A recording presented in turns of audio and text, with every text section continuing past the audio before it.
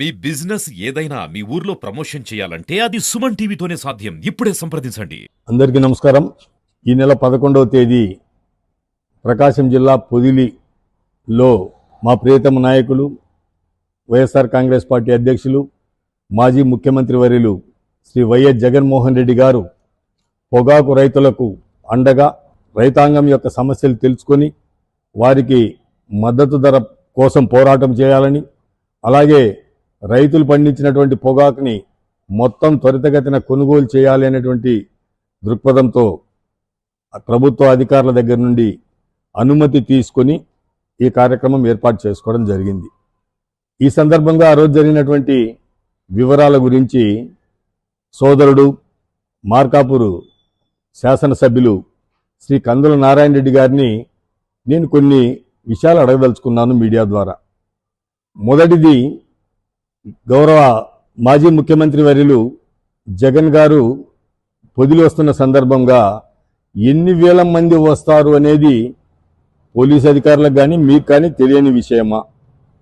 అలాగే ఎలాంటి అనుమతులు లేకుండా మీ పార్టీ ద్వారా మీ ఆదేశాల మేరకు ఈ ప్రొటెస్ట్ చేయడానికి వచ్చినటువంటి వారు ఎంతమంది?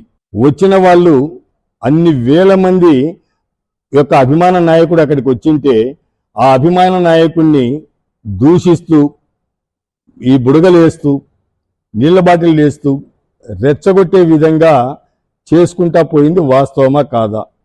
ఒకవేళ మా క్యాడరు రెచ్చిపోయి ఉంటే అక్కడ జరిగేటువంటి పరిస్థితులు, పరిణామాలు ఏంటి అనేది మీకు తెలియని వ్యక్తులు కాదు కదా. అలాగే పరిస్థితులు అదుపు తప్పి, పొరపాటున పరిస్థితులు అదుపు తప్పి ఉంటే మీరు కానీ, మేము కానీ, పోలీస్ డిపార్ట్మెంట్ వారు కానీ దాన్ని మనము నిలవరించగలిగి ఉండేవాళ్ళమా? మా క్యాడరు సమన్వయంతో పోయింది కాబట్టి, ఎలాంటి వివాదాలు జరగలేదు కాబట్టి సరిపోయింది. కానీ ఏదన్నా జరిగితే ఎంత ఘోరం జరిగిండేది, ఎన్ని ఇబ్బందులు జరిగిండేవి, ఏదైనా పొరపాటు జరిగితే ఎన్ని కుటుంబాలకు శోభ మిగిలిండేది. తర్వాత మీరు కేసులు పెట్టిండొచ్చు, లేదా శిక్షించవచ్చు, ఇంకోటి కావచ్చు. కానీ ఆ కుటుంబాలకు జరిగేటువంటి నష్టాన్ని మీరు కానీ, మేము కానీ ఎవరమన్నా పూడ్చగలమా? ఒకసారి ఆలోచన చేయండి. రాజకీయ నాయకులుగా మనము మన పార్టీలు, మన సిద్ధాంతాల ప్రకారం ముందుకు పోవచ్చు, తప్పులేదు. కానీ మనం రాజకీయాల్లోకి వచ్చినటువంటి ఆలోచన ఏంటనేది మనం మర్చిపోవడం అనేది చాలా దురదృష్టకరము సోదరా అని చెప్పేసి తెలియపరుస్తా ఉన్నా. మీరు కావచ్చు, మేము కావచ్చు, మనం రాజకీయాల్లోకి వచ్చింది ప్రజలకు సేవ చేసేదానికి, ప్రజల యొక్క అభివృద్ధిని ఆకాంక్షించేదానికి, న్యాయంగా చట్టపరంగా ఉండేటువంటి ఏదైనా ఇబ్బందులు ఉన్నట్లయితే వాటిని పరిష్కరించేదానికి, మన ప్రాంతాల, మన నియోజకవర్గాల అభివృద్ధిని పొందేదానికి.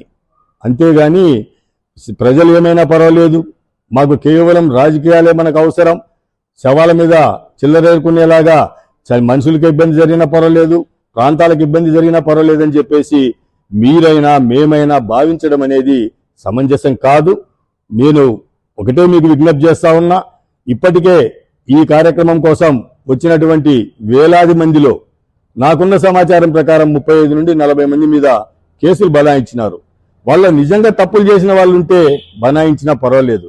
అట్లా కాకుండా మేము ఎవరి మీదైనా కేసులు పెడతాం, ఏమైనా చేస్తాం, ఎవరినైనా శిక్షిస్తామంటే ఎల్లకాలము మీరే అధికారంలో ఉండరు అనేది మాత్రం గుర్తుపెట్టుకోవాలా. ఈ అధికార మార్పిడి అనేది ఖచ్చితంగా ఈ ప్రజాస్వామ్యంలో జరిగేటువంటి ప్రక్రియ. ఆ రోజు ఈ దెబ్బతిన్నటువంటి వాళ్ళు ఏ రీతిగా దానికి ప్రతీకారం తీర్చుకోవడానికి ప్రయత్నం చేస్తారనేది కూడా గమనించాలా.